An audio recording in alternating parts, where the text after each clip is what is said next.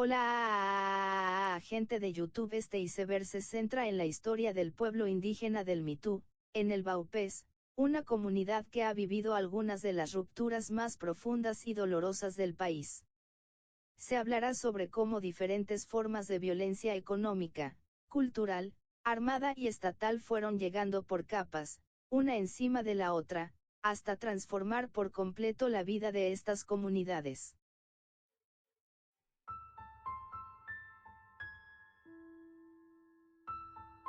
Nivel 1. Los desequilibrios históricos. La llegada de los caucheros.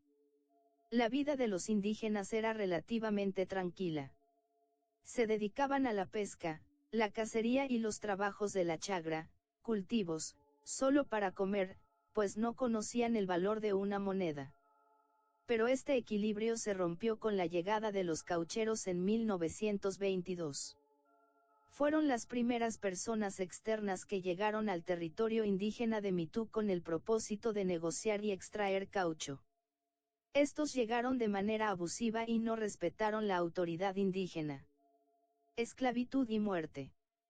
Los indígenas fueron obligados y llevados amarrados a trabajar, sufriendo la esclavitud.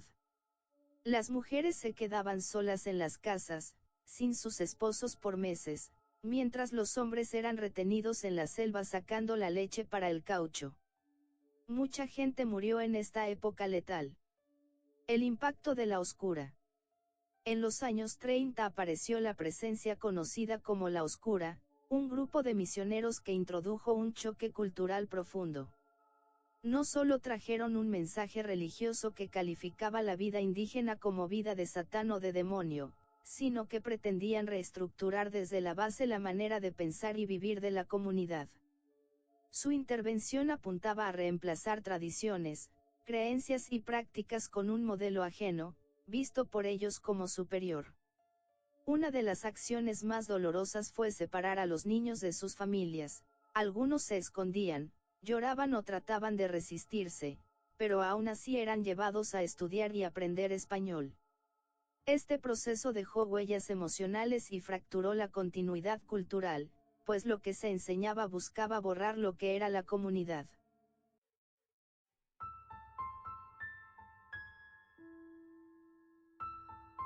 Nivel 2. La pérdida de la autonomía y el robo del futuro. La bonanza de coca. Entre 1980 y 1988 la violencia se manifestó cuando los blancos llegaron. Ellos no conocían el territorio y no les importaba en lo absoluto, pues solo veían el potencial de explotar recursos. Entraron ordenando tumbar sitios sagrados y sembrar coca. Esto introdujo una nueva economía, haciendo el trabajo rentable.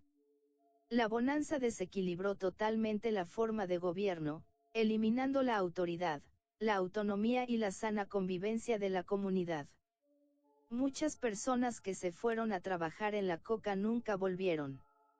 Este desorden causó mucho daño a la comunidad. La llegada de la guerrilla. La guerrilla, FARC, apareció supuestamente para controlar ese daño que estaba causando la coca. Inicialmente, muchos confiaron en la guerrilla porque venía a proteger y desarmar a los trabajadores de la coca que portaban armas ilegalmente. Rápidamente, la guerrilla se fortalece e inicia el control territorial, imponiendo sus propias normas a la comunidad. En ese momento, no existía ni policía ni presencia de instituciones del Estado. El control de la despensa. La guerrilla ya no permitía pasar por ciertos lugares, ni ir a cazar, ni ir a pescar. Esto significó la pérdida de la autonomía. El río, la selva y la chacra son considerados las despensas o supermercados de los indígenas, y la comunidad sentía miedo de ir a ellas. El reclutamiento y la ruptura del futuro. Lo más grave fue el reclutamiento, realizado con muchas mentiras de muchos engaños. Se aprovechaban de situaciones de vulnerabilidad, especialmente cuando los jóvenes estaban bajo efectos del alcohol o necesitaban dinero. Esto se llevó el futuro de la comunidad, ya que se llevaban a los futuros líderes y quienes debían transmitir el conocimiento ancestral. Esto rompió múltiples lazos familiares ya que muchos no volvieron a saber de sus seres queridos. Las FARC reconocieron haber reclutado en ocasiones a menores de 15 años, incluso en contra de sus propias normas.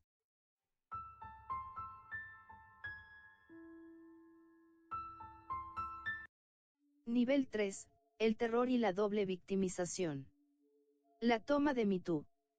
La toma de Mitú en 1998 fue el clímax del terror.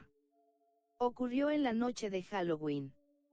Aunque la guerrilla aseguró a la comunidad que la guerra era solo con los policías, el pueblo se llenó de disparos y cilindros.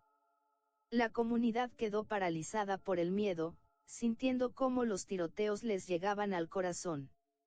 La gente no tenía hambre ni ganas de ir al baño, por el miedo de recibir un impacto de bala. La guerrilla mató a civiles, docentes, auxiliares y sabedores. Los indígenas nunca habían visto una matanza así ni tanta sangre derramada. El ataque desde ambos bandos. La población no solo sufrió la violencia de la guerrilla, también el ejército contribuyó al caos. Cuando el avión conocido como la Marrana voló sobre ellos, comenzó a disparar en medio de la población civil. Esto llevó a la reflexión de que la ignorancia de la guerra del gobierno hacía que el Estado también está en contra del pueblo. Atrapados en medio. Después de la toma, la comunidad quedó en medio de los dos bandos.